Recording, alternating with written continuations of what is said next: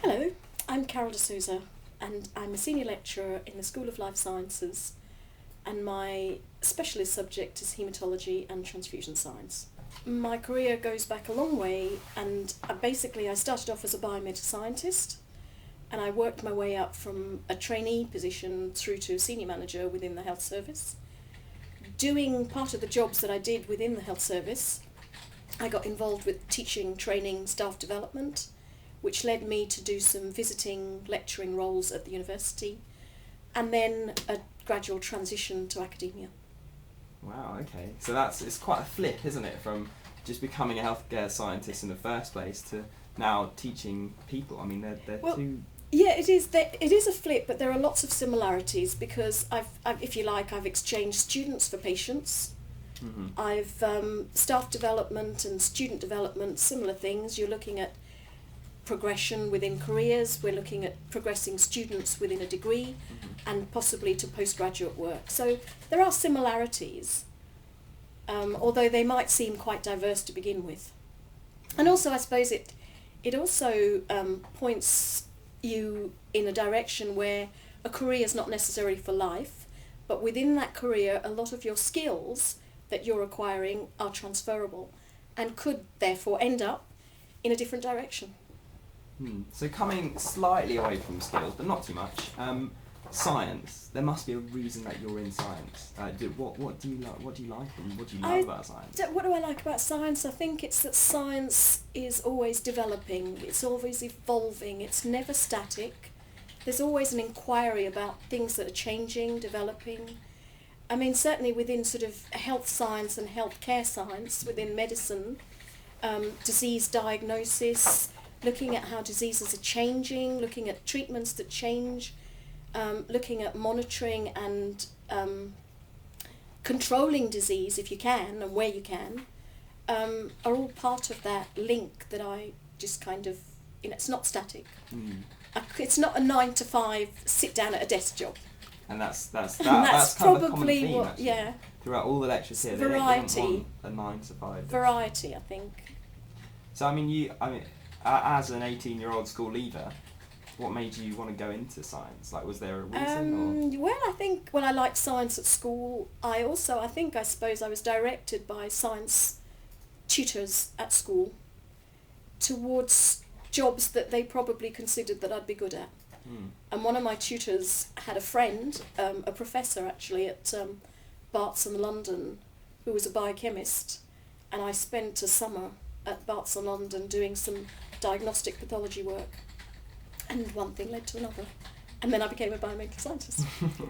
Which you were extremely pleased about. Yeah, I am actually, because I suppose my original career choice would have been nursing, and one of the reasons I think I prefer biomedical science to nursing is that I wasn't as patient-centred, in that I didn't have that much patient involvement, because I think sometimes you have to be a certain type of person, hard maybe, to be that involved with people, and maybe this was a better direction for me, because although I've got patient influence and I've got patient input, there's not a direct patient involvement. And you like that distance? And I think the distance is better. Well, my first experience actually working in the lab we had an urgent blood culture that we had to process. Yeah. And we went about it as you do, video, and I picked up the phone to phone the ward, and all they said to me the other end was, "It's too late, this patient's died." And that was my first experience as a trainee of realisation that people do die and that we can't save the world. But it was the sort of, I suppose, the coldness of which it was put to me, because I then thought, was it my fault that I didn't do this fast enough? But of course later on I learned that it wasn't really my fault. The patient would have died for other reasons, but it was that, and that's what made me think, well, actually I'm glad, although there is patient involvement, it's not direct patient involvement. So, to the University of Westminster, since this is a University of Westminster publication, also, what is it that drew you to here? Like, what do you like about it? Well, I suppose I came here because we, through my work, we had links with the University of Westminster in that we fed into some of the courses, the undergraduate courses and the postgraduate courses. So I got to know members of staff, and I got to work quite closely with some of them in facilitating short courses and helping them with courses linked to professional development. So when it came to moving here, although it wasn't my first choice, I was actually asked to apply for a job here by one of the tutors from Westminster. The transition to moving was actually enhanced by the fact that the staff here are very, very cooperative, very helpful, very friendly. Nothing was too much trouble. I'm sure I asked loads of questions at the beginning because it was quite a change for me. But everybody, it's a really nice team that we've got. Everybody's very helpful, and I've really enjoyed it. That certainly reflects it on the students, I think, especially within, I can only speak for HC Healthcare Sciences. Yeah. The lecturers' involvement with us seems to be much more than if I've spoken to other people from other universities. They seem to really interact with us. Yeah, and that's what I found from the staffing level. I mean, nothing was too much trouble. The staff would always make time to help me. You know, if I had any problems, any difficulties, they were always there, always willing. And I think I still find that, you know, and I try and do the same for new members of staff, make them A, feel welcome, B, you know, ensure that they're all right. And we're all out to help each other because we're all here for the same thing, really, the students at the end of the day. Good. So moving away from the work side, because we spoke pre-interview and you were saying about how it's important to have a work-life balance. You have a number of hobbies. I do. I have lots of hobbies. But most importantly, I like to sing.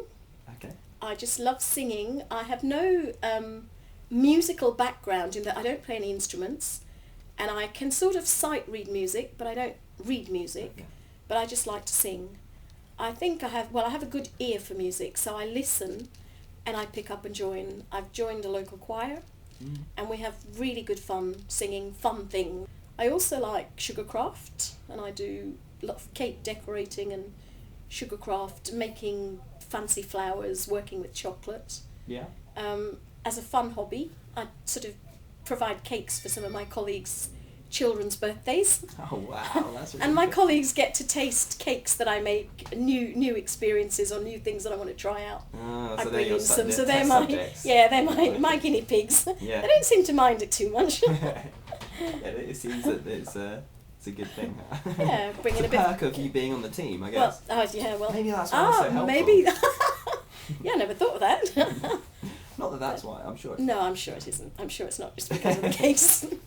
So, it sounds like you have quite a vast array of hobbies, actually.